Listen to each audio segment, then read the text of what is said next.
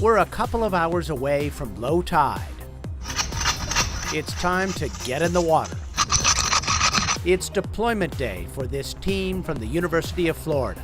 They're attaching 6 water pressure sensors to a bridge along Florida's Atlantic coast, an area often in the crosshairs of a hurricane.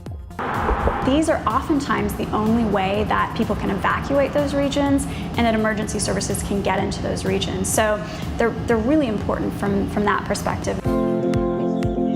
With support from the National Science Foundation, civil engineer Jennifer Bridge and her colleagues want to understand how to make bridges safer and provide an early warning if a bridge has been damaged by a storm.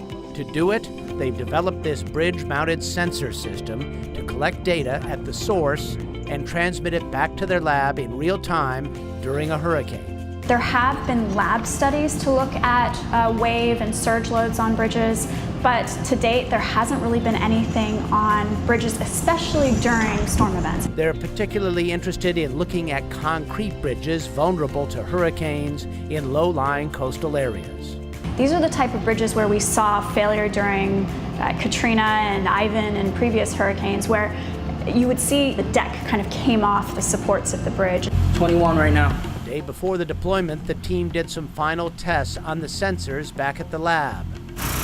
Grad student Carlos Soler Ayoroa showed us the inner workings. So this is the actual pressure sensor that's inside the PVC enclosure that's going to be attached onto the bridge. The next morning, they loaded up their truck and hit the road early, headed for the coast. We've put a lot of effort into identifying structures throughout the state that are vulnerable, that are appropriate, that are accessible, so that we can go in directly ahead of a storm and try to get the data we need. Eventually, they plan to rapidly deploy in front of approaching storms to wire up bridges immediately in harm's way. Right now, we're still operating in the mode of let's just put it out for the hurricane season in as many locations as we can and cross our fingers. Data from water pressure sensors can tell them a lot about what's going on at the bridge during a hurricane, like water levels and storm surge measurements. They're also gauging impact loads, forces generated by water pounding the bridge from the side every time a wave hits. In order to capture the impact forces on the bridge piers, we're measuring pressure, the water pressure, both on the front of the pier and the back of the pier, and by looking at the difference between those two pressures, we can get that horizontal force. Cables connect the sensors to a solar-powered hub located up on the bridge deck. Here the data is recorded and also streamed back to the university wirelessly.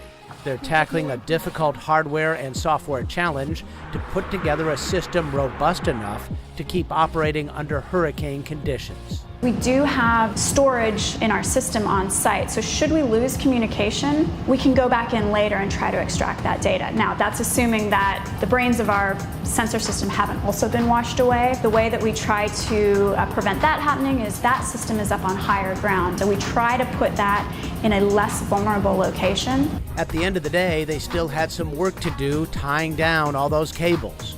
They went back a few days later and finished the job.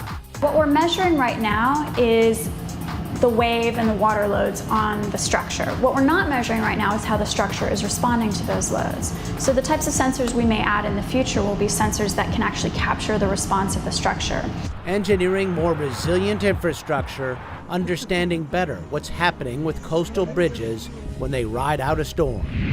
For Science Nation, I'm Miles O'Brien.